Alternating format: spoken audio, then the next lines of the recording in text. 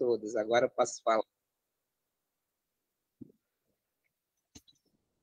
Boa noite a todos. Mais uma vez nós estamos aqui reunidos para dar continuidade ao nosso estudo do Livro dos Espíritos, hoje com a presença do nosso Gustavo. Então, eu vou iniciar aqui a leitura da nossa página inicial. Eu trouxe um livro Compromissos Iluminativos. Deixa eu só fechar. Todo mundo já fechou os microfones? Obrigada. Eu trouxe o livro Compromissos Iluminativos, né, ditado pelo Espírito de Bezerra de Menezes, e as psicografias foram recebidas pelo Divaldo. Então, hoje nós vamos ler a página Súplica. Senhor, convidaste-nos a viver o clima de fraternidade, quando estrugem os conflitos dissolventes e se estabelecem os combates ignominiosos. Elegeste-nos para o labor de edificação do reino de Deus, quando falecem as aspirações do sentimento humano no tresvariar da civilização odierna. Impuseste-nos o ensejo renovador, no qual encontramos a diretriz de felicidade intransferível, quando nimbos borrascosos se acumulam nos céus da cultura ética da sociedade. Estabeleceste o roteiro de renúncia pessoal em favor da solidariedade humana, quando o poder, conduzindo um ginete da guerra, espalha a escravidão sob pretextos injustificados na dominação arbitrária da economia internacional ou por meio das imposições que denigrem os sentimentos de liberdade humana. Chega a nossa vez de desvelar-te, arrancando-te das paisagens obscuras do passado, para colocar-te na condição de líder insuperável que comanda os homens pelo amor, levantando barreiras ao ódio e diluindo todas as expressões viróticas que são efeitos do egoísmo ou através do incêndio no qual fazes arder os sentimentos que estavam adormecidos antes de encontrar-te. Ajuda-nos, Senhor, a fazer jus à responsabilidade com que nos dignificas, a servir com acerto sob o teu comando e a laborar com dedicação seguindo-te em paz. Há diversões pelo caminho, veredas atraentes que são de alucinação e equívoco, na paisagem imensa que nos convida, fascinante. No entanto, rica de calhaus, de dardos pontiagudos e de abismos disfarçados. Faz-se-nos necessária a tua orientação constante, para que nos não detenhamos ou não venhamos a rumar pela trilha que nos levará ao corredor da alucinação. Por isso, Senhor, nessa oportunidade, como antes, exaltamos-te a figura impoluta e dizemos-te que aqui estamos aguardando a tua palavra de ordem para implantar dentro de nós mesmos o primado do espírito imortal e espalhar em derredor este reino de esperanças com que nos acenas. Faze que logremos o êxito na tentativa que se repete hoje, sob as bênçãos luminescentes da doutrina espírita, o Consolador que nos mandaste para alcançarmos o clímax da felicidade porque anelamos. Então, a página é uma súplica, mas, ao mesmo tempo, é um convite, né? Para que nós não nos deixemos enfraquecer diante das nossas atribulações, diante das nossas dificuldades, e que nós consigamos sempre fazer da doutrina que abraçamos como nossa profecia de fé, a nossa bandeira primeira, para que a gente consiga alcançar tudo aquilo que Jesus nos propôs lá atrás, através do seu Evangelho. Luciana, pode fazer, então, por favor, a nossa prece? Claro. Então, vamos pedir à equipe espiritual da Casa de Pedro II e Teresa Cristina que esteja conosco na noite de hoje, nos ajudando, nos ensinando, aprendendo e ensinando essa doutrina que tanto nos conforta os corações. Que todos os trabalhadores dessa Casa de Luz, bem como todas essas outras pessoas de outras casas que se juntaram a nós, sejam abençoados nessa noite e que Jesus derrame suas bênçãos sobre todos nós. E que possamos continuar sempre levando essa doutrina que tanto nos conforta os corações a cada uma das pessoas que precisa de uma palavra de auxílio, de uma palavra de consolo ou até de um alimento. Que possamos estar prontos sempre para o trabalho, que Jesus colocou em nosso caminho. Fique conosco, amado Mestre, agora e sempre. Graças a Deus. Graças a Deus. Graças a Deus. Gustavo, então, é com você. Oi, pessoal, boa noite. Parte da monarquia está representada aqui hoje. Temos o Pedro II e temos a agremiação Espírita Isabel, que é de onde eu sou, né? É filha dele. E tem o Amparo Tereza Cristina, que é aí pertinho de vocês, né? No Riachuelo. A gente fica no Engenho Novo. É perto também. E tem o SEAC de Quintino, né? O SEAC de Quintino, tem o Kardec. Eu queria saber, esse ESD de vocês existe há quanto tempo? Olha, Catarina também de Belo Horizonte, é isso mesmo, Catarina, sempre conosco. Então, nós iniciamos esse estudo do Livro dos Espíritos esse ano, agora no mês de maio, se não me engano, se não me falha a memória, nós iniciamos em maio, e estamos fazendo esse estudo a cada 2 semanas, né? Sempre na segunda e quarta semanas de cada mês, sempre às quintas-feiras nesse horário. Bacana, eu já creio que a agremiação espírita Pedro II tenha antes da pandemia, tenha o seu ESD. Sim, nós tínhamos o ESD, que era presencial, e estamos agora retornando com os estudos para casa. Isso, legal. Tá bom. Eu queria saber outra coisa. Quem aí já leu toda a obra de Kardec? Vamos pegar aí os 5 livros básicos. O Livro dos Espíritos, o livro dos Médiuns, o Evangelho segundo o Espiritismo, o Céu e o Inferno e a Gênese. Quem já leu realmente? Não, eu só não li a Gênese, eu confesso. Eu também não, a Gênese também não, mas os outros também não li a Gênese, não. Quem já leu o Livro dos Espíritos? Eu já li. Do Livro dos Espíritos todos eu já li. Já li e já fiz tudo. Estou retornando com o estudo agora do Livro dos Espíritos. Tá, Cristina, Regina, Luciana já leu, Tereza Cristina também. Também. Quem mais? Elaine, já leu o livro dos Espíritos todinho? Já tive. Tá. Alguém respondeu ali, é porque eu não estou vendo todo mundo. A Catarina disse que ela já leu, mas como todos nós dizemos, temos que ler sempre, né? Isso. É isso mesmo, estudar sempre. Isso é impressionante, né? A gente lê um livro, se a gente reler na semana que vem, a gente já vai perceber coisas que a gente não percebeu da primeira vez, né? É verdade, é verdade. É semelhante a um filme que a gente revê, e eu creio que a questão do livro, além dessa questão cognitiva de você perceber coisas que você não percebeu antes, às vezes não, todas as vezes você também percebe outras coisas porque você passou por coisas na vida que te ajudam a perceber melhor a mensagem que está ali no livro espírita, e a gente não pode negar, o espiritismo é uma doutrina que está nos livros, e ele precisa ser estudado nos livros, claro, com o objetivo de vir para a nossa conduta diária, mas a gente precisa estudar bastante o espiritismo, e a gente vai ver por quê. Basicamente, o item 7 dessa introdução do Livro dos Espíritos, Kardec aborda a questão da ciência do mundo, né, das academias científicas frente ao espiritismo. No item 8, ele basicamente fala sobre a importância do estudo, como é que deve ser feito esse estudo. Vocês conhecem a história do ESD, como é que o estudo sistematizado da doutrina espírita surgiu lá no final da década de 70, início da década de 80?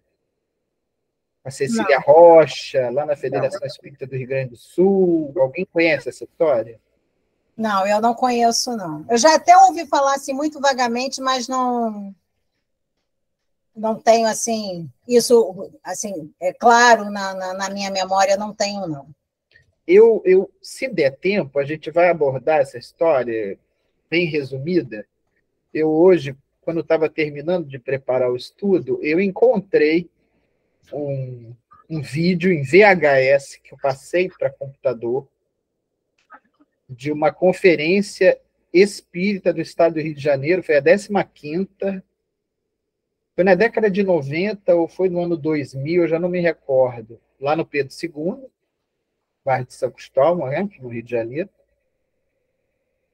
em que a Cecília Rocha conta a história do Oeste. E aí eu depois eu achei esses vídeos e coloquei no meu YouTube e vou disponibilizar para vocês aqui, quem quiser assistir depois na íntegra. É uma história muito interessante, porque o ESD surge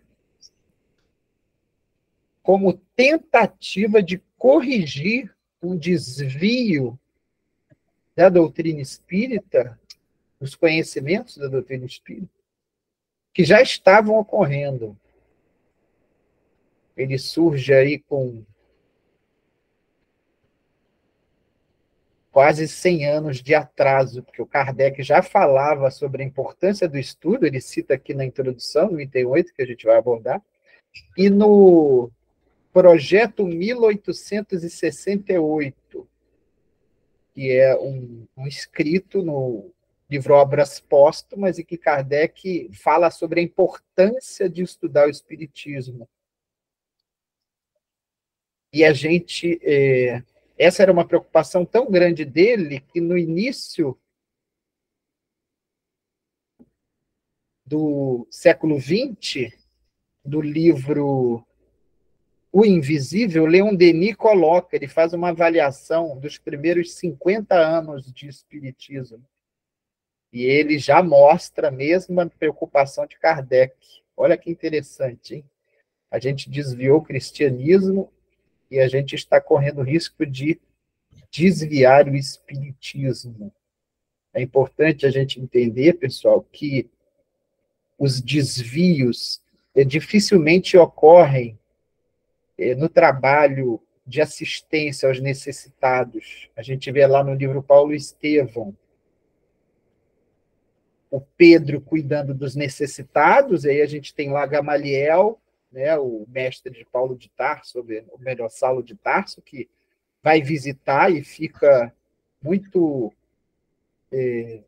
surpreso com o trabalho que eles realizavam na Casa do Caminho, né, de auxílio aos necessitados. Pedro estava cuidando do SAPS, né, não sei se ainda usam essa sigla, que é a área de assistência social, e o Tiago estava cuidando do SEAD, né, que é o Serviço de Atividades Doutrinárias da Casa do Caminho. E o cristianismo já começa lá com alguns desvios, né, que o Estevão tenta corrigir, que o Saulo, depois que passa a integrar o grupo, também tenta corrigir. Então, o que a gente conclui é que os desvios começam nas ideias.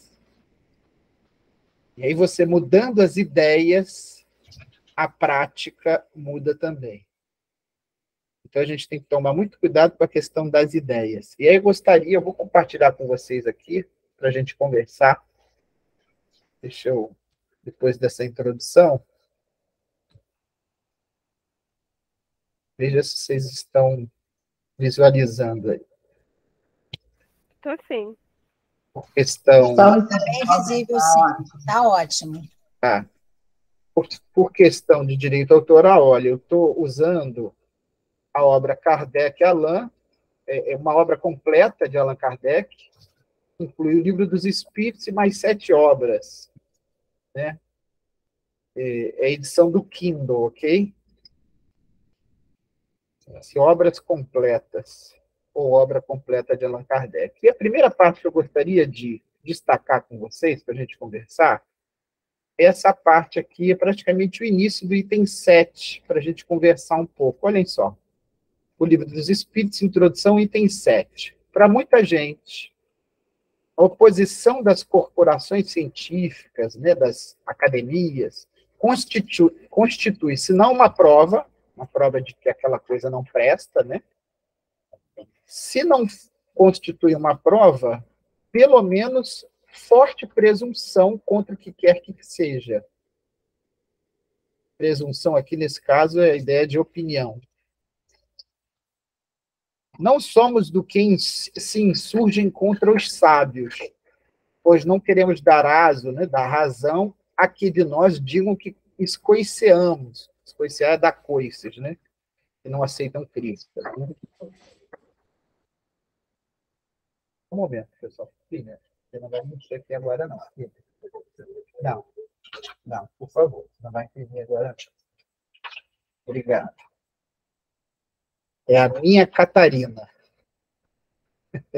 Eu tenho uma Catarina e uma Joana. Vai querendo imprimir aqui do meu lado, não pode, agora não pode.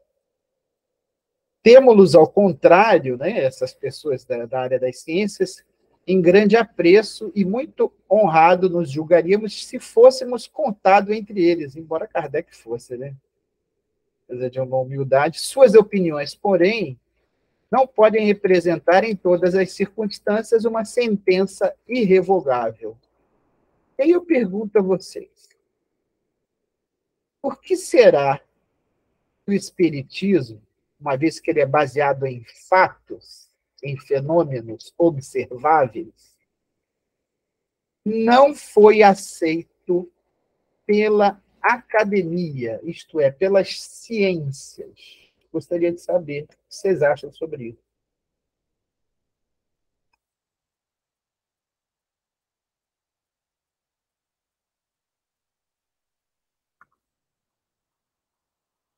Talvez porque aborda o lado religioso também, e isso pode ter criado aí um cuidado, né?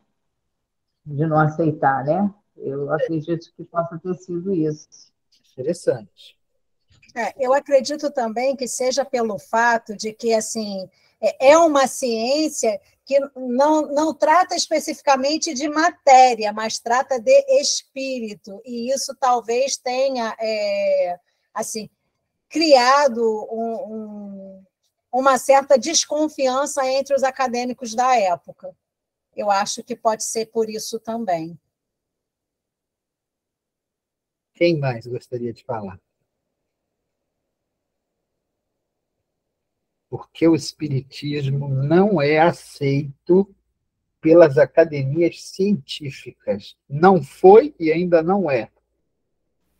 Talvez Uma vez que ele é baseado em fatos. seria um pouco de preconceito, porque, assim, se você for pegar a definição de ciência, é um estudo baseado em sistematização, em aprofundamento por um estudo sistematizado. E existe o estudo sistematizado da doutrina espírita. Eu não consigo entender por que não é considerado ciência. Catarina levantou a mão. Eu acredito, né, pela parte científica, que seja porque não dá para reprisar, sabe? Porque a ciência preza muito por tudo que você pode comprovar e reprisar, sabe? E ainda, né, não existe como, né? As questões mediúnicas, alguns têm até um certo nível, e não tem como assim, ser mais palpável, mais concreto, que eu acho que esse que é o problema da ciência. Bacana, você colocou. O método científico, seja ele qual for, ele precisa ser reproduzível, né? Como você falou, reprise, né? Ele precisa, os pares, isto é, os outros cientistas, seguindo o mesmo caminho isso. que o que fez o primeiro estudo seguiu, precisam chegar às mesmas conclusões. Mas Isso, olha que com interessante. metodologia, né, com aplicabilidade, né? Então, por exemplo, se chega a um medicamento e ele é validado, né, contra a dor, para algumas pessoas pode até não dar certo, mas existe um percentual muito grande, né, que aquilo vai se aplicar e vai dar certo. Então, acho que tem que ter essa comprovação. E ainda não conseguiram, mas eu acho que a doutrina espírita, né, é muito recente e a tecnologia está correndo, né, e essas manifestações cada hora mais estão sendo codificadas, gravadas, né, as frequências, a gente está tendo mais equipamento, mais recurso, e daqui a pouco deve sair isso tudo e aí já não tem como mais negar. Eu acredito assim. Agora, Catarina, tem uma questão aí, que é a seguinte: todos os que seguiram o caminho, o método que Kardec usou,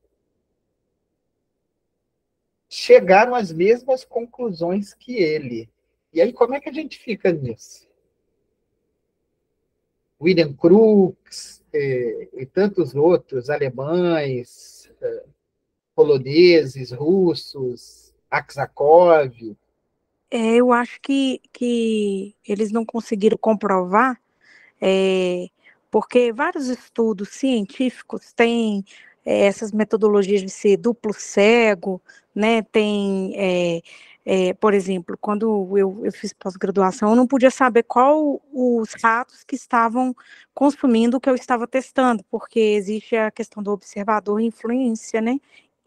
Então, eu acho que para a ciência, os métodos do Kardec não são aceitáveis como científico. Eu acho isso. Talvez, né?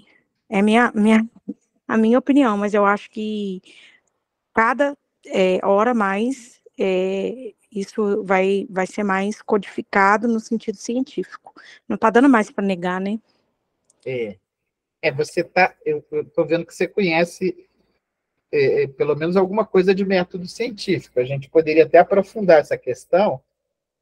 Eu não sei aí, alguém mais gostaria de comentar aí sobre o que a gente trouxe? Senão eu vou adiante.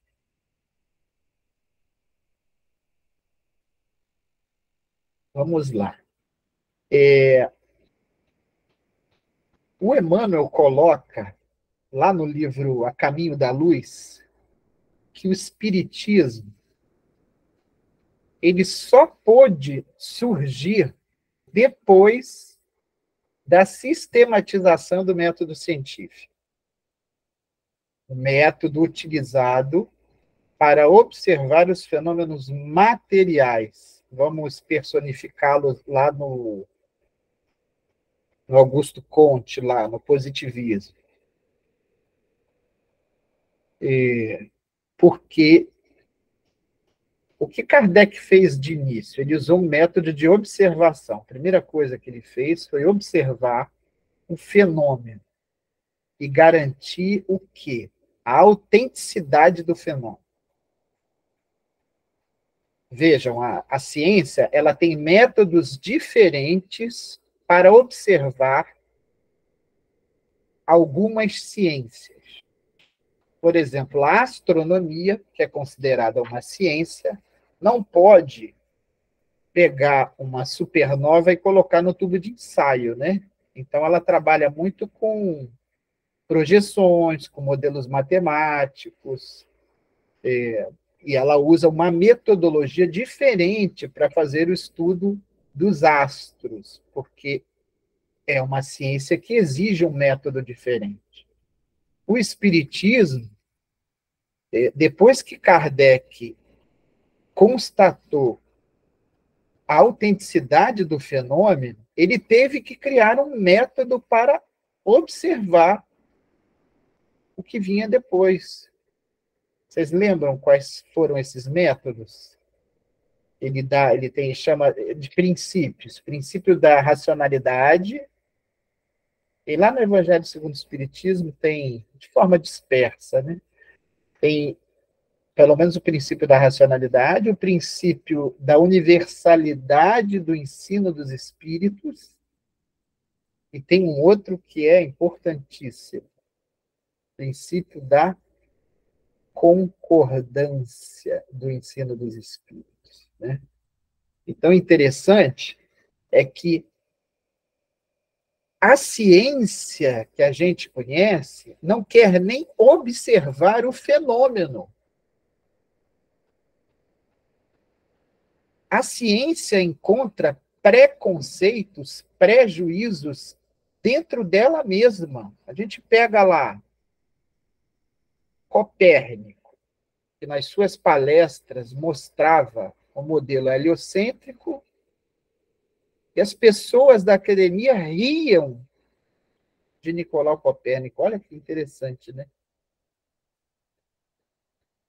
Depois, o Galileu conseguiu provar essa teoria do Copérnico, uma vez que a luneta era uma tecnologia que tinha aperfeiçoado, o Galileu observou através da luneta Vênus e viu que o Vênus tinha uma face que ficava escura, e aí ele foi chegando às conclusões do movimento de translação.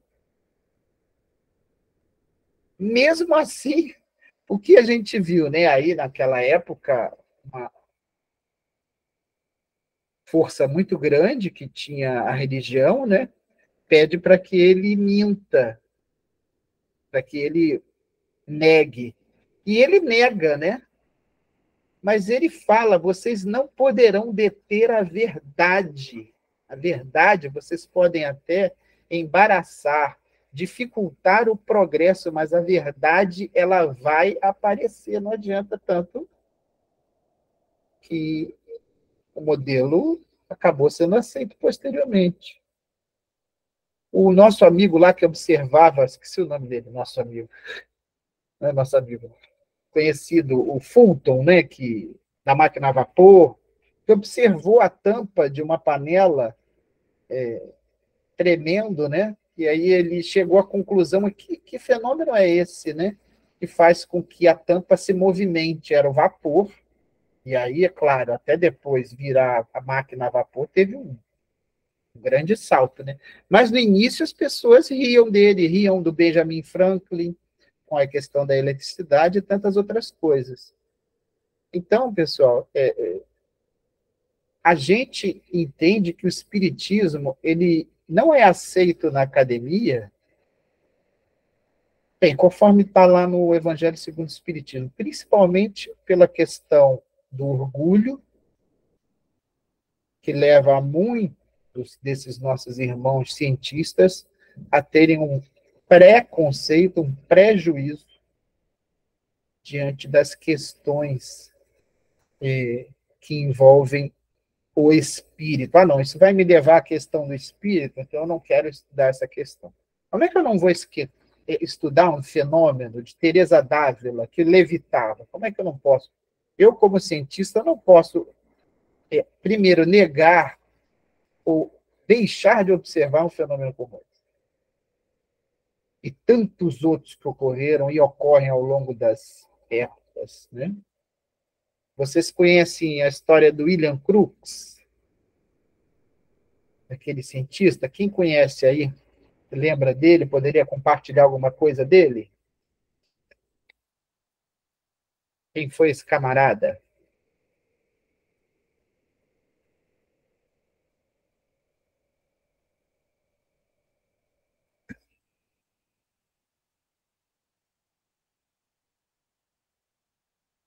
Olha, não tem problema com silêncio, não, hein? Se deixar, eu deixo o silêncio.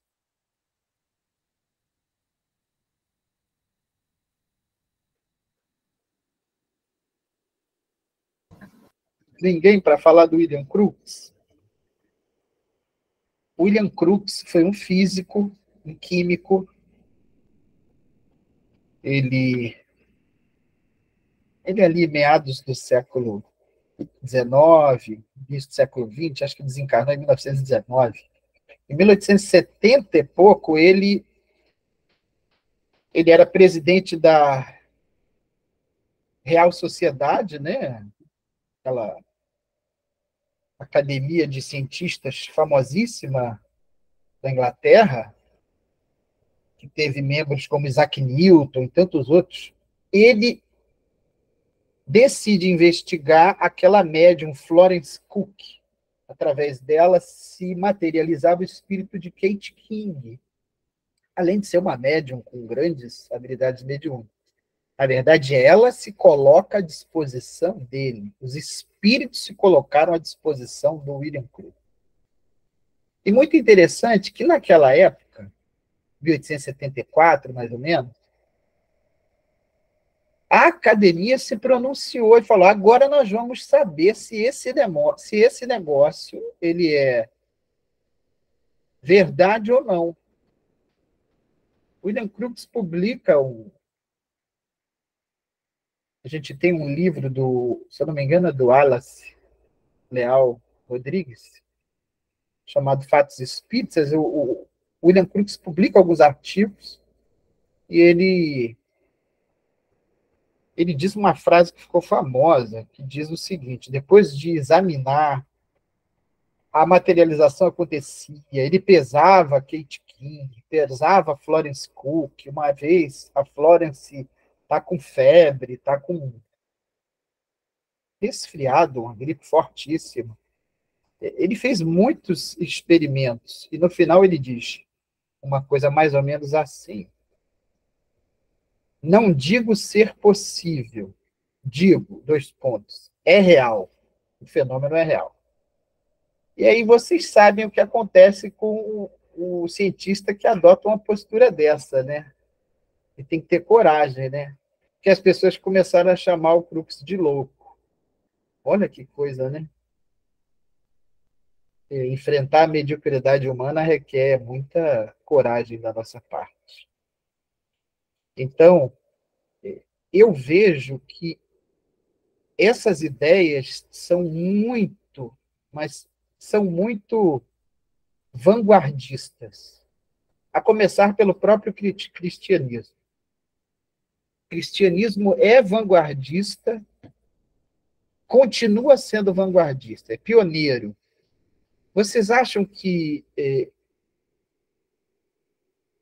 se ele é vanguardista, será que ele veio antes do que tinha que vir? Será que não? Será que o cristianismo tinha que vir naquela época, tinha que vir um pouco depois? E o espiritismo assim sucessivamente? Porque uma coisa vanguardista, ela antecipa muita coisa.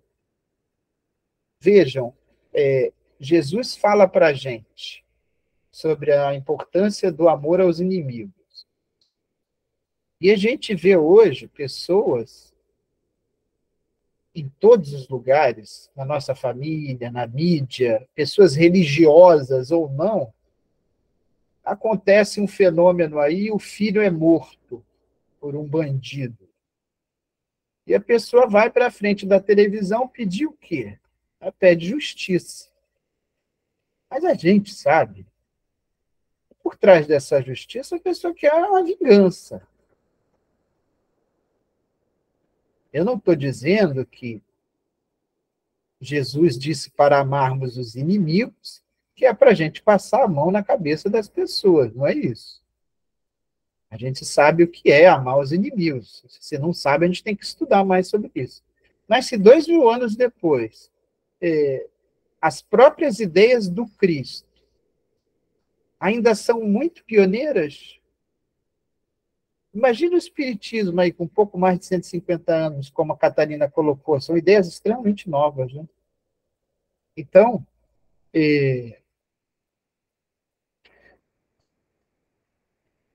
além do orgulho, tem a questão de serem ideias pioneiras, e também tem isso aqui, que eu acho que eu já falei, olha só, Kardec coloca: as ciências ordinárias, que é essa que eu e Catarina falou, assentam nas propriedades da matéria, que se pode experimentar e manipular livremente. Os fenômenos espíritas repousam na ação de inteligências dotadas de vontade própria e que nos provam a cada instante não se acharem subordinadas aos nossos caprichos. As observações não podem, portanto, ser feitas da mesma forma. Requerem condições especiais e outro ponto de partida, querer submetê-las aos processos comuns de investigação é estabelecer analogias que não existem. Kardec está mostrando que essa ciência requer um método diferente. A Catarina falou muito bem sobre os estudos duplo cego, que são métodos utilizados na área das ciências médicas, biomédicas. Você vai ver a ciência praticada na área da sociologia, da psicologia, você já precisa de métodos diferentes. O espiritismo, por sua vez, veja só, o espiritismo é o ponto de chegada, tá? É o ponto final. A observação dos fenômenos espíritas, ou espirituais, como a gente queira chamar, também necessitam de outros métodos. Por isso eu digo, se nós seguirmos o caminho que Kardec seguiu e tantos outros, nós chegaremos ao mesmo resultado. Peguem, por exemplo, a mediunidade de Chico Xavier.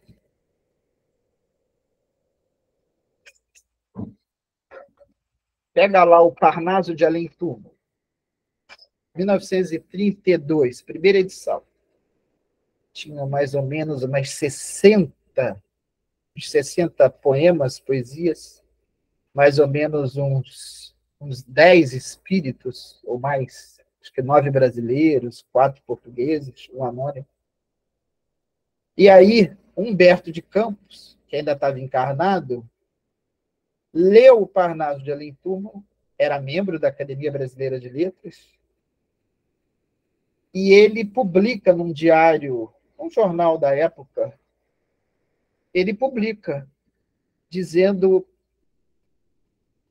que aqueles poemas tinham todas as características daqueles escritores que estavam assinando. E aí ele sofre preconceitos com isso, né? Curioso. Interessante que na outra edição, ele já desencarnado, ele também escreve para o Parnaso de Além Túmulo. Tem um texto dele. Muito interessante isso. E aí a versão final, que acho que sai em 1955, do Parnaso de Além Túmulo, já tem mais de 200 poemas, mais de 60 autores, é uma coisa impressionante. Então, como explicar essa questão?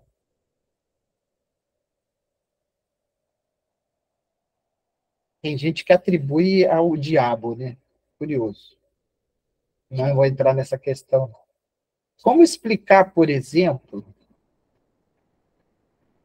poucos espíritas conhecem esse livro, O Cristo Espera por Ti, psicografia do Valdo Vieira, em 1965, na época boa dele, né? Infelizmente depois o Valdo ele largou o movimento espírita, né? Criou lá uma coisa própria, acho que é projeciologia e tal. Alguém já leu esse livro? O Cristo Espera por Ti? É um livro pouco lido pelos espíritas. Não, eu nem conhecia, na verdade. O espírito que escreve esse livro é Balzac, Honoré de Balzac. Fizeram, inclusive, um documentário em 2010, 2012, sobre o último romance de Balzac, que foi essa psicografia do Valdo. Curiosa a forma como ele surgiu, porque o Balzac aparece para o Valdo, o Valdo e diz que precisa escrever, o Valdo diz que não tem tempo, e aí vamos dizer assim, na nossa linguagem, né? O Balzac vai reclamar com o Emmanuel fala com o Chico, e o Chico vai chamar a atenção do Valdo. Olha, Valdo, você precisa escrever esse livro, porque ele vai ser muito importante para a doutrina espírita. E o Valdo escreve esse livro, que conta a história de um espírito que teve muitas encarnações como mulher, falhou e precisava reencarnar como homem. Ela estava revoltadíssima porque ia passar pelos desejos que o homem passa, pelo fenômeno da homossexualidade, e ela não deveria dar vazão a esses desejos que surgissem, né? É até uma questão aí que tem causado bastante confusão no movimento espírita, embora a gente tenha material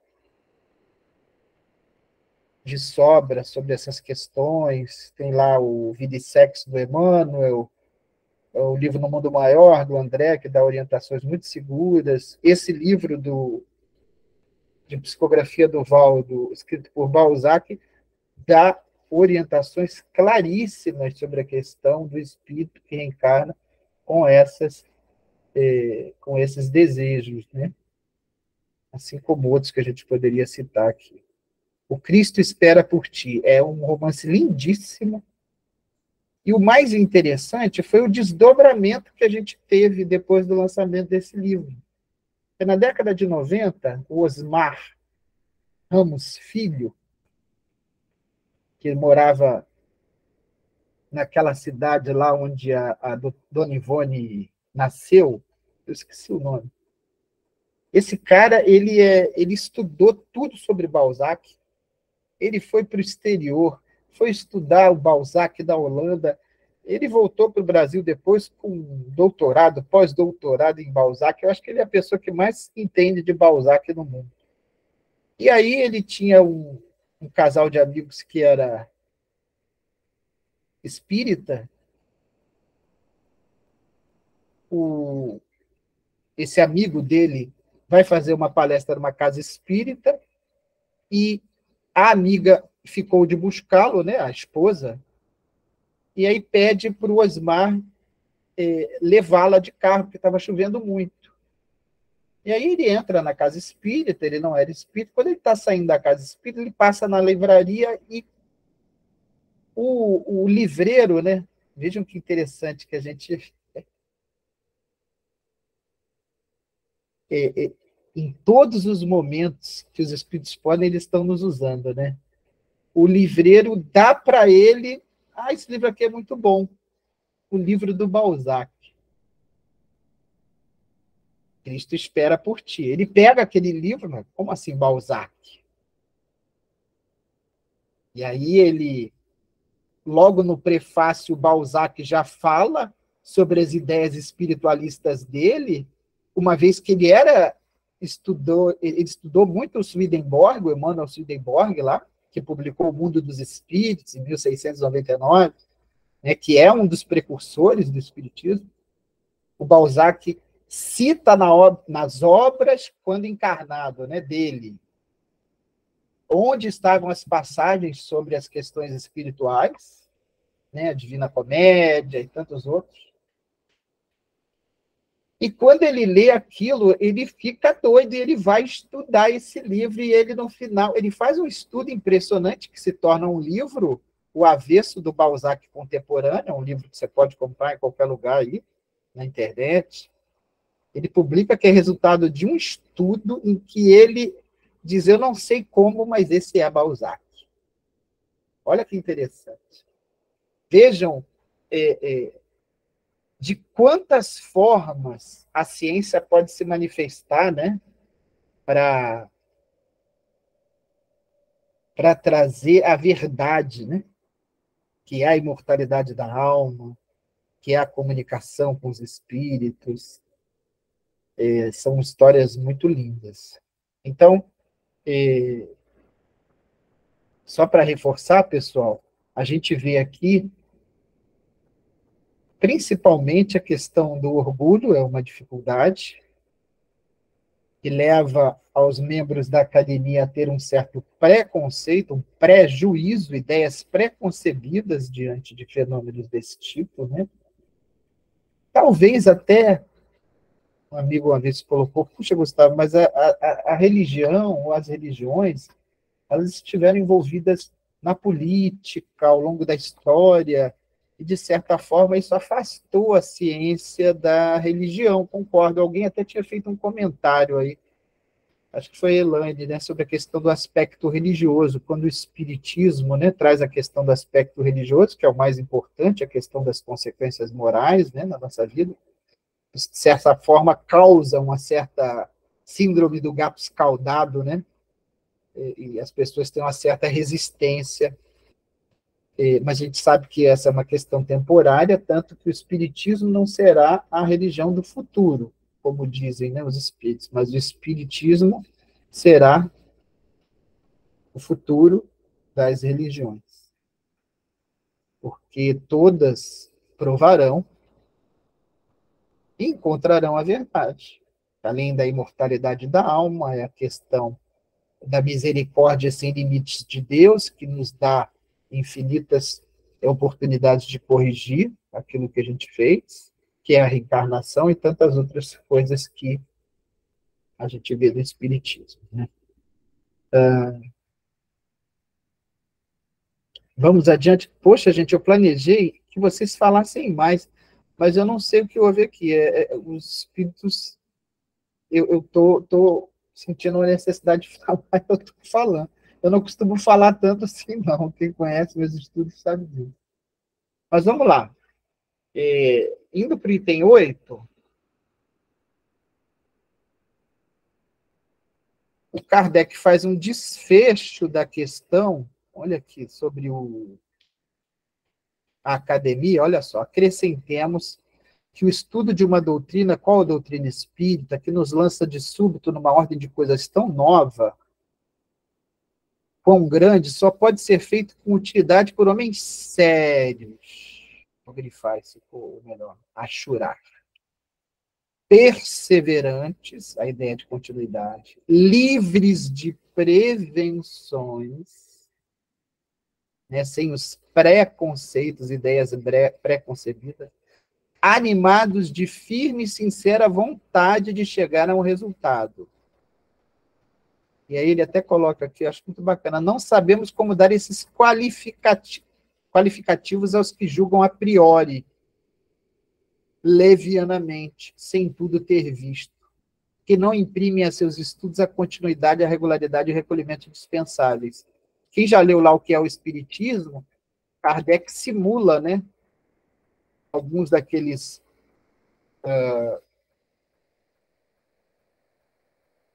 diálogos que ele coloca lá com o visitante, com o cético. Na verdade, ele cria, né? Alguns podem ter ocorrido, e ele tem o caso do camarada, é o crítico, né? O cara que quer criticar o espiritismo, e Kardec pergunta, você já leu as obras todas? Você já estudou? Você já se debruçou sobre isso? E o camarada diz que não. Aí Kardec, mas se você não estudou, como é que você vai criticar com propriedade? E aí Kardec, no seu, como bom senso, né, profundo demais, se suas críticas forem verdadeiras e o espiritismo estiver errado, o espiritismo vai ter que mudar, ou então ele vai cair. Então, esse é um ponto do espiritismo, que é o aspecto científico, né? Se a gente um dia conseguir comprovar que a reencarnação não existe, o espiritismo vai mudar. Não há problema algum, embora eu ache uma coisa praticamente impossível, né? Mas vamos lá. Embora interessante, os fenômenos de manifestação de espíritos naquela região da Inglaterra, Kardec aborda isso lá no Livro dos Médiuns, que é um país com raízes monárquicas muito grandes, né, muito profundas até hoje, né? Os espíritos que lá se manifestam não falam sobre reencarnação. Não sei se vocês sabiam disso. Muito interessante. Kardec coloca sobre a influência do médium sobre a comunicação, né? Porque uma rainha ter que reencarnar como uma escrava, por exemplo, seria algo inconcebível. Então, não eram todos os espíritos, mas eram um movimento, né, em que os espíritos, ali nos Estados Unidos também, muitos deles não falavam sobre a questão da reencarnação. Mas vamos agora para o item 8, que Kardec fala sobre o que caracteriza um estudo sério, que é a continuidade que se lhe dá. O que vocês acham disso? Gostaria que vocês comentassem agora.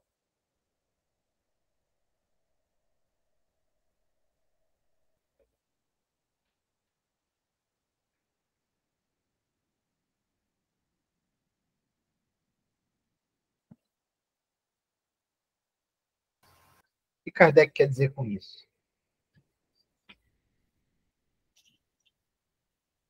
Bom, eu entendo que o estudo sério, ele se caracteriza não somente pela continuidade, mas também pela atenção que a gente dá àquilo que a gente estuda, né? E também na forma que a gente, dependendo do que se estude, como a gente pode colocar isso em prática na nossa vida. Kardec está se referindo só ao estudo do Espiritismo? Não. Aí eu acredito que não. Acho que ele está falando nesse sentido enquanto ciência, né? Que a ciência é um estudo continuado, que vai se renovando investigações, né? Será que qualquer estudo sério precisa de continuidade?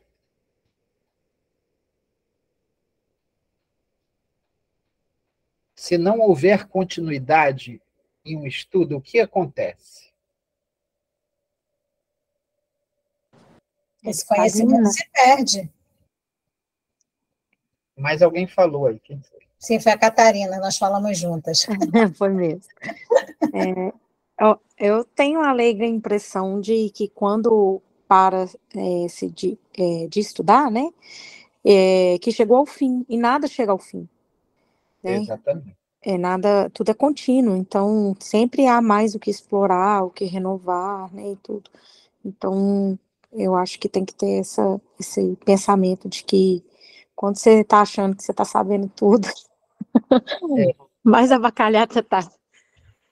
Você vê uma pessoa que chega com preconceitos, prejuízos para estudar algo, ela vai dar continuidade? Não, provavelmente não. Principalmente se as ideias que ela está estudando forem assim, frontalmente contra aquilo que ela acredita. Exatamente. Se eu chegar com ideias pré-concebidas, muito possivelmente eu também não darei continuidade. Agora, quem conhece um pouco de método científico sabe que a gente pode viciar, pode viciar o resultado, né? A gente pode manipular de modo a chegar ao resultado que a gente quer, e não o que deve ser. E aí com ideias, por isso Kardec ele já usou esse termo várias vezes, a questão das ideias pré-concebidas. Tem até uma questão no livro dos médiuns, que o Kardec faz uma pergunta e os espíritos percebem onde ele quer chegar. E os espíritos chamam a atenção dele. Você fez essa pergunta porque você acha isso, isso, isso. Você está com uma ideia pré-concebida. Não é assim. É assado. Muito interessante isso.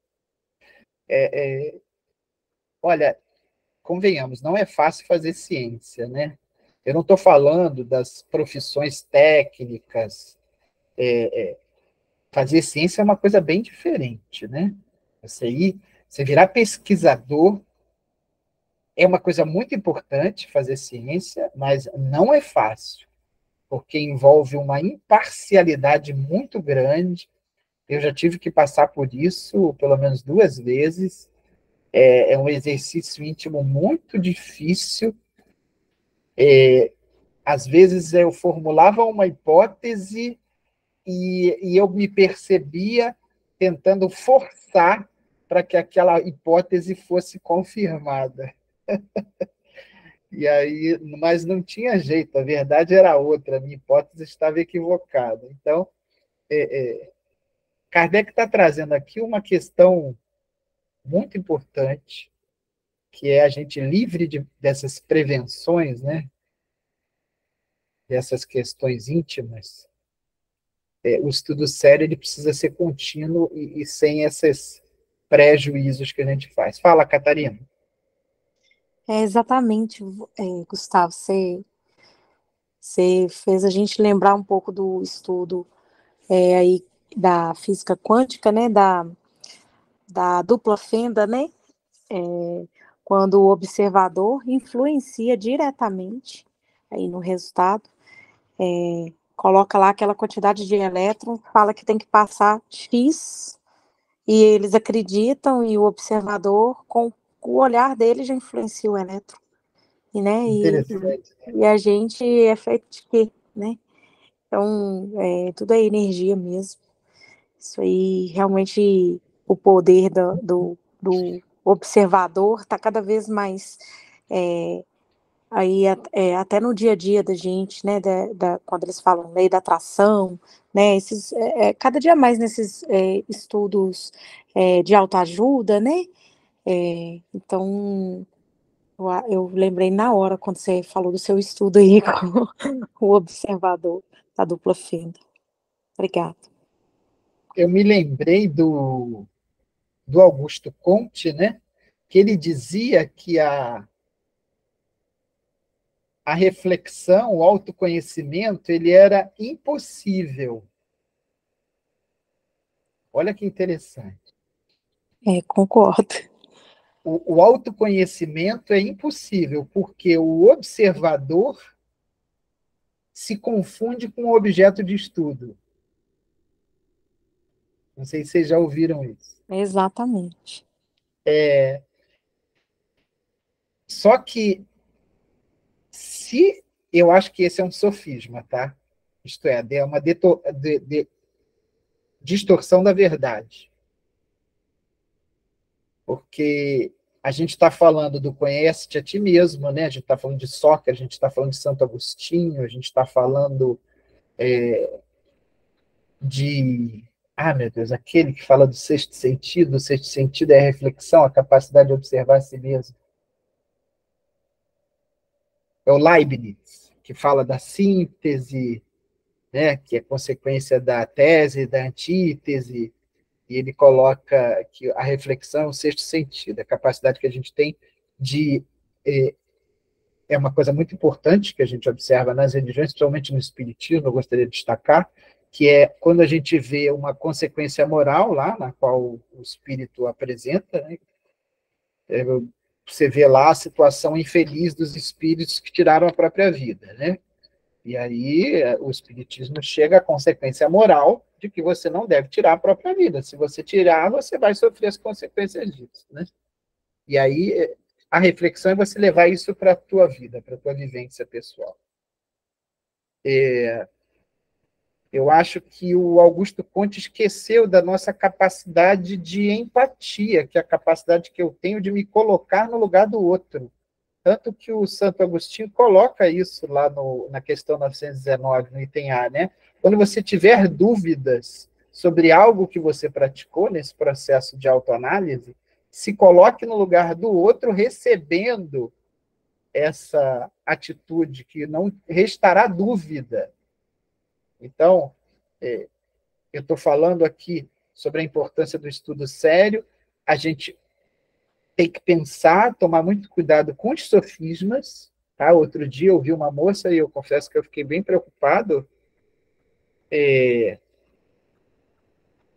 uma psicanalista, Regina Navarro Lins, que ela tem aparecido com muita frequência na mídia, tem sido enaltecida.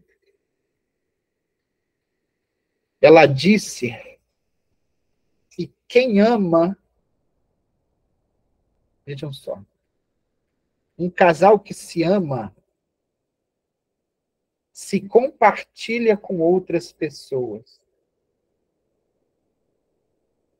Porque se eu não me compartilhar com outras pessoas, eu não estou sendo amoroso, eu estou sendo egoísta. Queria saber o que vocês acham disso.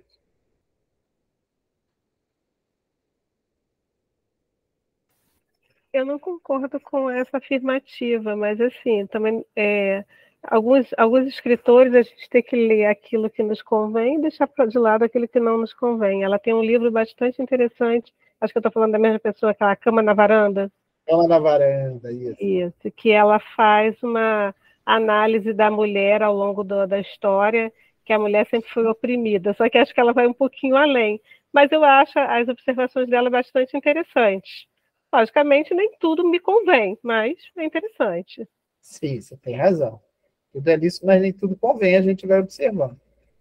E você já falou que não concorda com essa afirmativa dela, né? Mais alguém? O que vocês acham dessa... Pelo que você falou, ela falou que a gente tem que, eu não sei dessa fala. Eu entendi que você falou que a gente tem que compartilhar com... Ela afirma que o casal precisa se compartilhar, isto é, ela está falando do casamento aberto, tá? Da poligamia. Tá. Da poligamia, necessariamente. Não, por exemplo, o compartilhar, que eu estava entendendo, era outras coisas. Por exemplo, conhecimento, enfim, outras situações, né? Tempo, mas se for só pelo objeto sexual, aí não concordo mesmo, não. Ela falou sobre a questão da sexualidade, porque se você quer um relacionamento monogâmico com uma pessoa, você está sendo egoísta, você não está amando. A Cristina levantou a mão. Vai, Cristina. Sim, então, eu fiquei em dúvida realmente do discurso. Eu falei assim, ué, mas em que sentido compartilhar, né? Então, porque... Desculpa, assim, faltou eu especificar mais. Eu fiquei realmente em dúvida com relação ao discurso. Eu entendi tanto pelo aspecto que a Catarina entendeu, como também pela conotação sexual da questão, né? Do ponto de vista da sexualidade, eu acho que, assim, eu particularmente, é um discurso que não me atrai, que não me cabe, que não me convém, né? Mas, ao mesmo tempo, para aqueles que se satisfazem com esse tipo de prática, essas pessoas devem achar isso natural, devem achar isso aceitável e plausível. No meu ponto de vista, para aquilo que eu entendo, realmente não me representa, entendeu? E no ponto que a Catarina colocou, sim, né, o compartilhar, a gente compartilhar uns com os outros uma questão de amor e de fraternidade, com certeza. Agora, pelo ponto de vista da relação em si, a mim realmente não representa em nada, né? O Jaime falou ali que os fundamentos de tal união são superficiais. Eu estou entendendo, Jaime, que você está falando do casamento aberto, seria isso? Porque a Regina fala da questão do casamento aberto. Vejam só, eu acho importante a gente discutir essas questões, elas estão fervilhando aí na mídia, né? Bom, principalmente as questões da sexualidade, o espiritismo, eu acho que dá orientações muito seguras. Não sei se vocês lembram lá no livro Nosso Lar, tem uma câmara de retificação, né? O André está ajudando lá nas câmaras de retificação, mas tem uma câmara que a Narcisa não permite que ele entre, que é onde estão as pessoas com desvios na área da sexualidade, que eram imagens muito fortes que ele não teria condições de ver no momento, né? Então, se a gente for ver aqueles centros de força, né, o coronário, o gástrico, o genésico, né, que a gente estuda pouco quando a gente vai estudar sobre passos e tal, os espíritos inferiores costumam atacar dois centros muito específicos que, não por acaso, parecem ser mais inferiores, né, que é o gástrico e o genésico, isto é a gula e o sexo. Não estou de forma alguma dizendo que o sexo é algo pecaminoso, né? Mas como o Chico disse lá no Pinga Fogo, né? Assim como alguém pode pegar o braço e acariciar alguém, pode dar uma bofetada, e ele faz essa analogia com o sexo, né? O sexo também pode ser desviado, e a gente dá bofetada nas pessoas. Eu acho que é muito importante a gente falar sobre essas questões, porque as pessoas, quando elas vão à casa espírita, muitos de nós chegamos na casa espírita por causa de dores, né? De sofrimentos. muito provavelmente decorrentes de comportamentos, de decisões equivocadas que a gente tomou na nossa vida. E a gente precisa dar a orientação correta, porque as pessoas, vejam, eu falei lá no início, os desvios começam pelas ideias. Quando a gente chega na casa espírita sofrendo, a gente está em busca de consolo, em busca de uma orientação na área das ideias para mudar a nossa vida.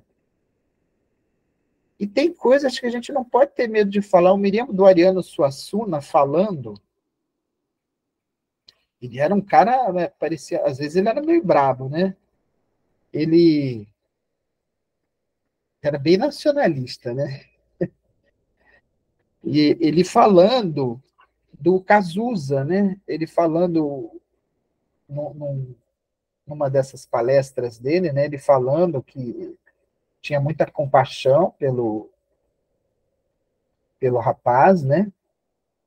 Mas que tinha uma letra de uma música, ele cita: meus heróis morreram de overdose. E aí o Ariano diz: olha, os meus heróis, ou melhor, o meu herói morreu dentre dois ladrões. E é preciso, o Ariano fala, a gente não pode ter medo de falar disso, não. Eu acho que o menino lá, me deu um branco, o Cazuza foi muito infeliz ao colocar isso numa letra de uma música, porque isso traz uma ideia, e as pessoas compram essas ideias, né? Os nossos heróis, isso é, aqueles a quem nós damos valor, não podem ter morrido de overdose, porque esse não é um herói. Então, veja, a pessoa tem todo o direito de falar isso, mas ela precisa estar atenta à responsabilidade dela. O Cazuza certamente percebeu isso depois, se não percebeu, um dia vai perceber. Assim como Leon Tolstói percebeu. Tolstói escrevia coisas do mundo. Você pega lá, Guerra e Paz, Ana Karenina. Ana Karenina, a heroína, por não ter um amor correspondido, ela tira a própria vida. E aí o Tolstói ficou rico com esses romances, começou a receber informações de que pessoas, neste caso mulheres, se identificavam com a heroína e tiravam a própria vida. Ele teve uma grande crise existencial. Eu estava lendo outro dia, eu comecei a ler as confissões dele, eu não consegui continuar lendo porque são muito deprimentes, eu estava me deprimindo junto com ele. Ele escreveu enquanto estava encarnado, né? Depois dessa crise existencial, ele tem livros que são fabulosos. Onde está o amor, Deus aí está. É um livro de contos, pequeno, lindo. O reino de Deus está em vós. É um livro em que o Leon Tolstói, inspirado no David Thoreau, que foi um dos precursores da resistência pacífica, ele relata nesse livro, o Leon Tolstói, enquanto encarnado, tá, gente? Como seguir o Cristo e resistir pacificamente. E esse livro, olha que curioso, vai parar nas mãos de Mahatma Gandhi, que até então ainda acreditava na violência como forma de mudar as coisas, hein? Há cartas, você tem acesso a essas cartas na internet, entre o Gandhi e o Tolstói, encarnado, e o Gandhi vai mudando a ideia dele, inspirado nas ideias cristãs. Olha que coisa interessante, olha que coisa bacana. Quem mais é tocado pela resistência pacífica. Martin Luther King, olha que bacana, já vindo mais para cá, né? Década de 60. Vejam que coisa bacana. Aí eu estou falando de influências positivas, né? A gente tem influências negativas e influências positivas. Então, a gente não pode ter medo de falar com todo o respeito quando ideias equivocadas aparecem. Essa senhora, Regina Navarro Lins, tem trazido ideias muito equivocadas. Se as pessoas compram essas ideias, porque se sintonizam com elas, elas terão como resultado sofrimento. A gente que é espírita sabe, não precisa nem ir muito a fundo. Vai lá na questão sobre poligamia do Livro dos Espíritos, porque os espíritos falam que a monogamia é uma evolução da relação. E quando a gente conhece o amor mesmo, a gente sabe que numa relação, quando a minha esposa pede para mim, 1h da manhã, amor, pega um copo d'água para mim, olha só, que bênção que é, né? Eu ter a oportunidade de levantar 1h da manhã e pegar um copo d'água para minha esposa. Eu vou dizer para vocês, eu não faço isso querendo muito, não. Mas eu faço na disciplina. E depois da disciplina, isso me dá um prazer imenso. Puxa, eu venci o meu egoísmo, né? É claro que tem dias que eu também jogo isso para ela, né?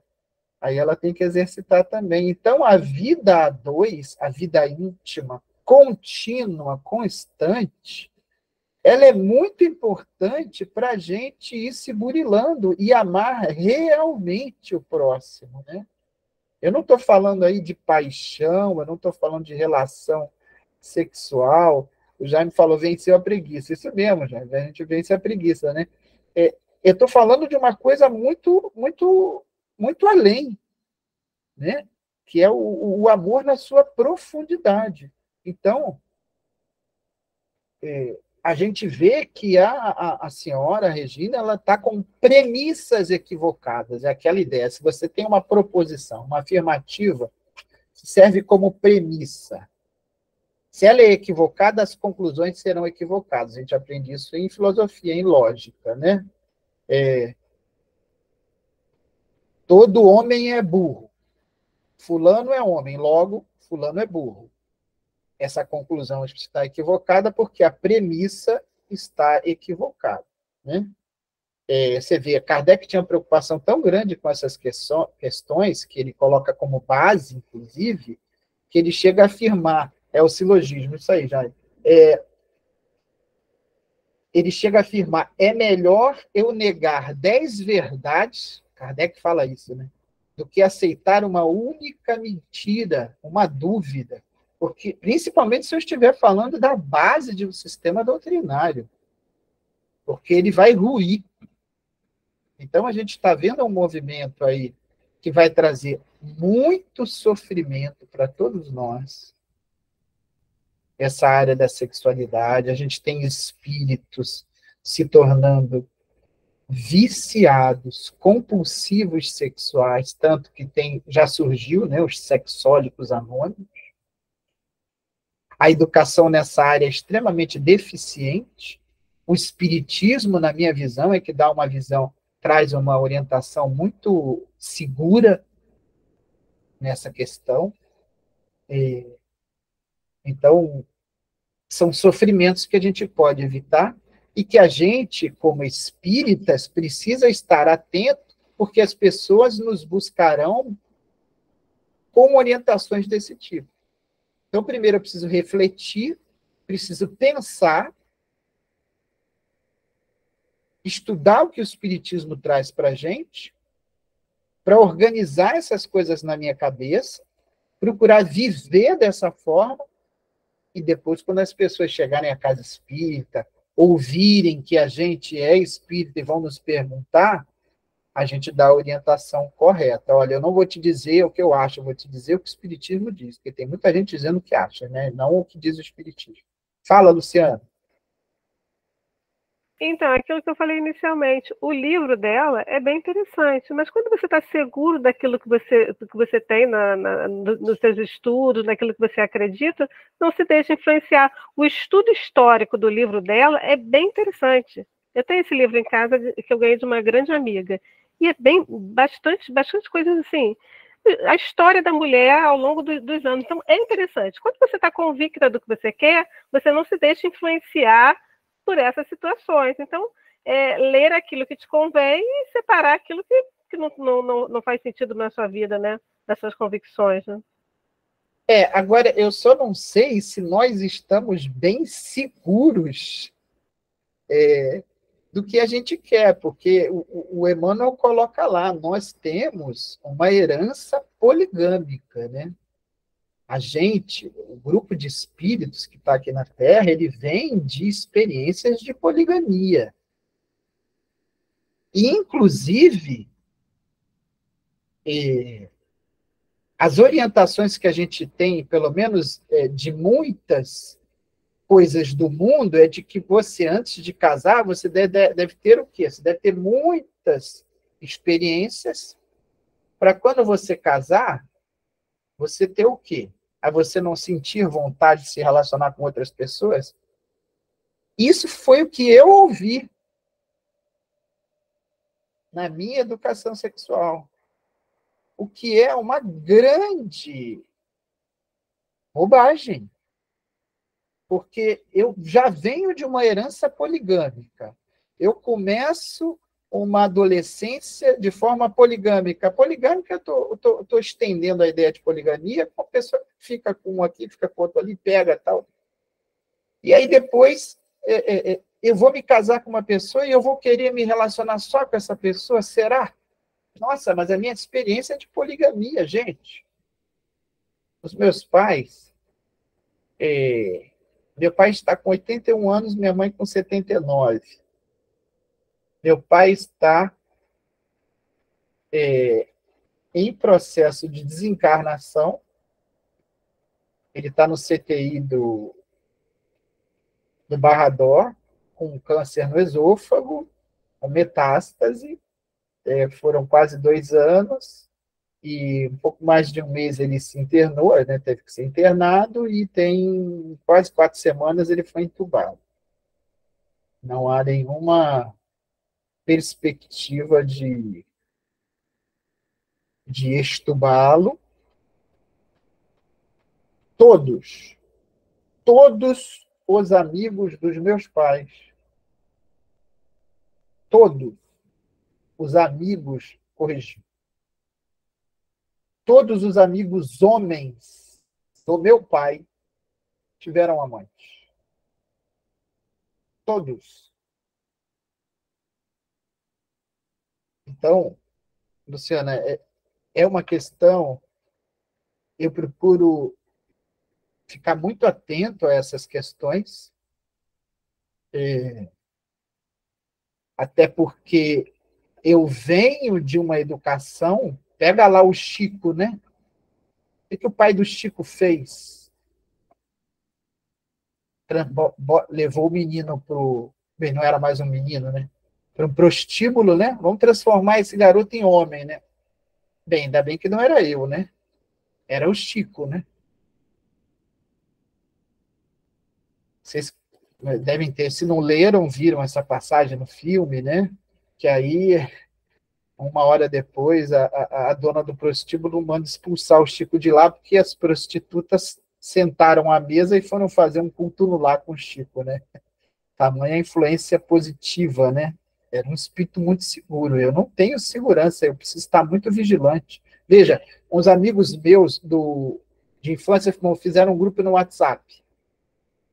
E eu já estava observando que aquilo não ia dar muito certo. Aí, umas semanas depois, um colocou o quê? Um vídeo pornográfico. E aí eu me pronunciei, olha, eu não gostaria que esse tipo de material fosse colocado aqui no grupo. Eu não quero incomodar vocês, mas eu não faço uso, eu não me permito isso. Eu acho que é uma coisa que não envolve amor, podia ser a sua filha, etc. Poderia ser seu filho. E aí muitos me deram suporte. Ah, beleza, beleza. Só que continuaram. Aí eu falei, olha, pessoal, peço desculpas, mas eu vou sair. Eu saí do grupo. Isso é uma coisa muito comum, infelizmente, entre os homens. Eu não sei entre as mulheres, mas entre os homens é. E a gente sabe que a pornografia, ela dá uma abertura para espíritos extremamente viciados, espíritos que adentram o teu lar e perturbam a coisa toda. Né? Então, eu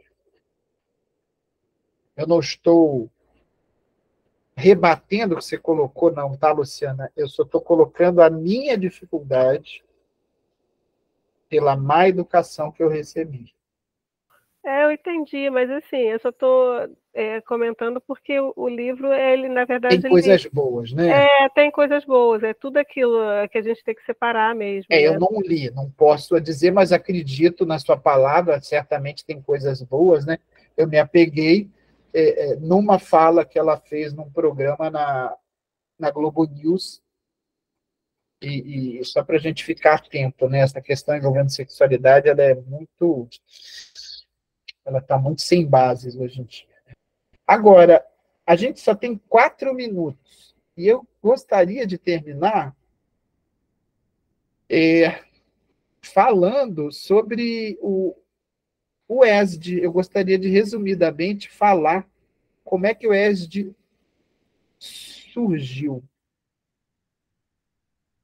A Cecília Rocha, que era presidente da Federação Espírita do Rio Grande do Sul, em 1976, numa reunião da Federação Espírita do Rio Grande do Sul, resolveu criar uma seção na revista mensal deles, chamada A Reencarnação, para fazer críticas a determinadas práticas equivocadas,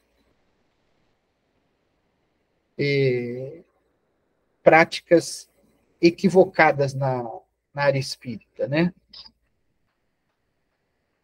E aí todos gostaram da ideia, né? Principalmente algumas casas mais para o interior do estado, né? Que ficavam mais distantes, com práticas que não eram espíritas, né? Criando coisas. E aí um espírito, Ángel Aguarod, que foi um espanhol que migrou para o Brasil e militava no movimento espírita lá do Rio Grande do Sul. Ele, desencarnado, ele comparece, porque toda reunião mensal de diretoria da federação tinha uma parte mediúnica. E aí o espírito compareceu e disse, olha, não façam isso.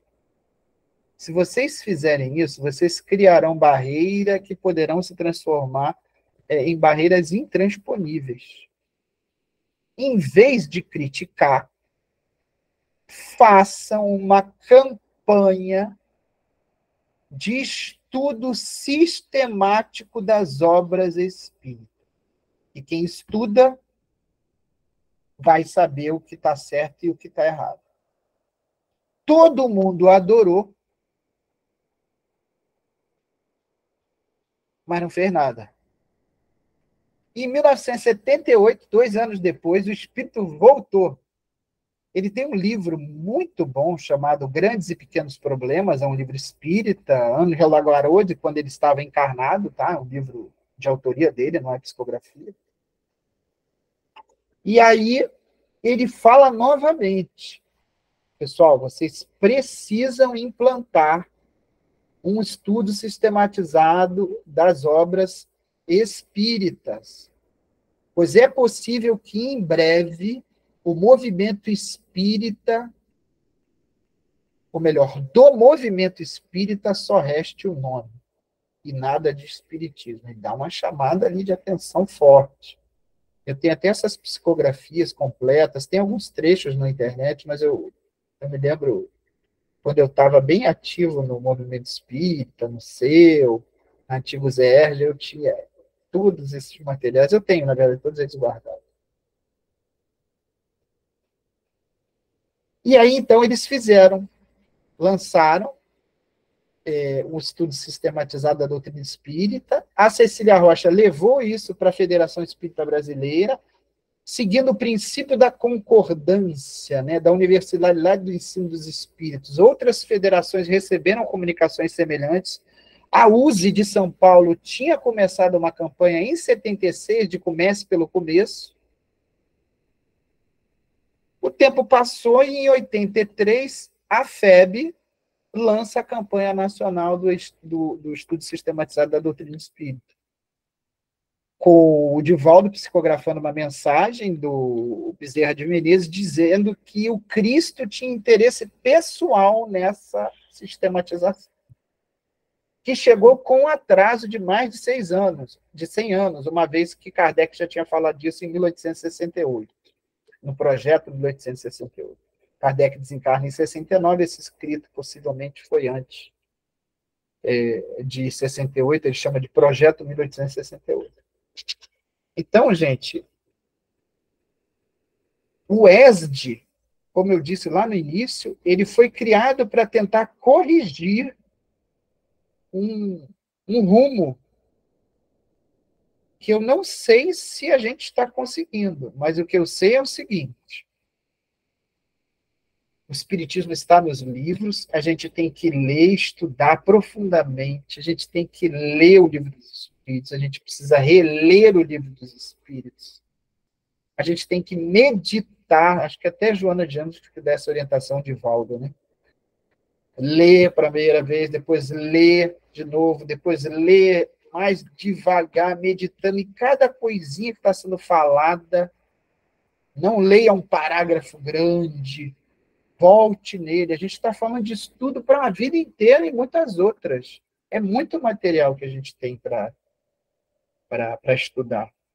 As obras de André Luiz, gente, elas trazem conhecimentos ali muito profundos. Os romances da Zilda Gama, escritos lá pelo Victor Hugo, que inspiraram o Chico a escrever os romances de Emmanuel. Ele pede para o Emmanuel: poxa, Emmanuel, eu queria escrever alguma coisa. O Emmanuel diz para ele: olha, se você conseguir manter o seu padrão vibratório aí mais elevado aí durante uns 2, 3 meses, eu vou ditar um romance para você. E ele dita aquele primeiro lá, o Há 2000 anos, que é lindíssimo, né? Os livros da Ivone são sensacionais, mas para a gente ler esses livros, a gente precisa primeiro ter uma base muito bem estabelecida, como vocês estão fazendo. A gente já teve uma época lá na agremiação que a gente conseguiu pegar o livro e ir lendo devagarinho e ir conversando, sem pressa. Não teve pressa. Hoje a gente lê um parágrafo e a gente se debruçou sobre aquilo, porque, veja, o estudo individual é fundamental, mas o estudo em grupo também. Cada um vai trazer reflexões diferentes. O estudo em grupo faz que você perceba coisas que você não percebeu quando você estava sozinho. E quando você está sozinho, você também percebe coisas que o outro no grupo não percebe. Então, Gustavo, e a questão da vivência? A vivência não tem debate. A vivência é imprescindível. Mas lembremos-nos que os desvios começam pelas ideias. Por isso é tão importante a gente estudar o Espiritismo. Veja, eu não estou falando de opinião, não estou falando de gosto, tá? Gosto eu não vou discutir. Mas ideia, a gente precisa estudar, conversar a respeito. Porque são elas que definem o nosso proceder, tá bom, pessoal? Desculpe, eu me ultrapassei aí, uns 3 minutinhos. Desculpe, agradeço pela paciência de vocês. Eu falei demais hoje.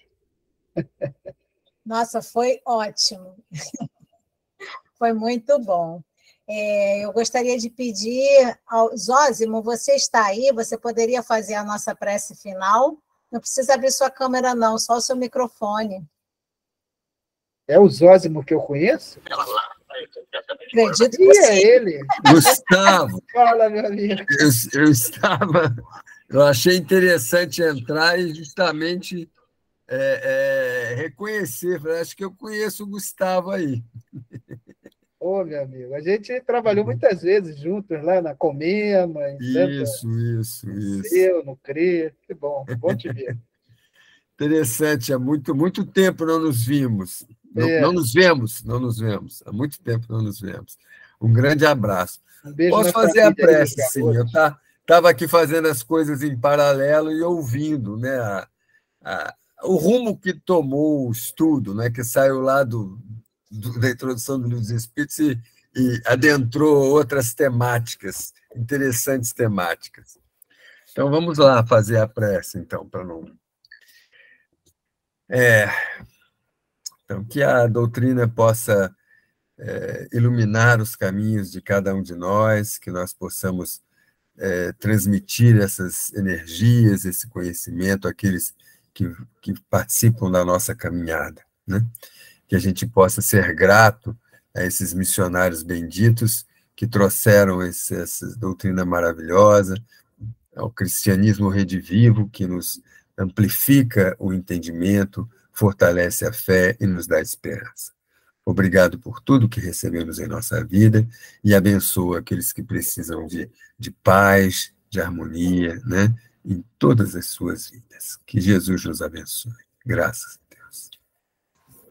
Graças a Deus. Gustavo, te agradeço mais uma vez, né? Paz para todos. Daqui a 2 semanas estaremos juntos novamente. Zósimo, adorei ter você aqui conosco. Apareça mais vezes. Eu consegui lembrar, e aí eu falei, caramba, hoje é dia do Livro dos Espíritos, aí eu resolvi acompanhar. Que bom. Nós agradecemos muito. Gente, até a próxima. Nós estamos agora encerrando a nossa gravação. Muito obrigada. Em breve, o vídeo estará disponível lá no YouTube da agremiação. Tá bom? Cristina, um beijo para todos. Eu vou te mandar o link do vídeo da Cecília Rocha. Sim, você me manda, eu coloco lá no grupo. Tá. E se alguém tiver alguma questão, alguma pergunta para te fazer, eu repasso para você e depois eu publico lá. Tá bom? Sim, senhora. Tchau, pessoal. Gente, beijo. muito obrigada, viu? Tchau. Catarina, tchau, gente. Boa noite. Catarina, você é amiga da Kátia? Tchau. Ela foi.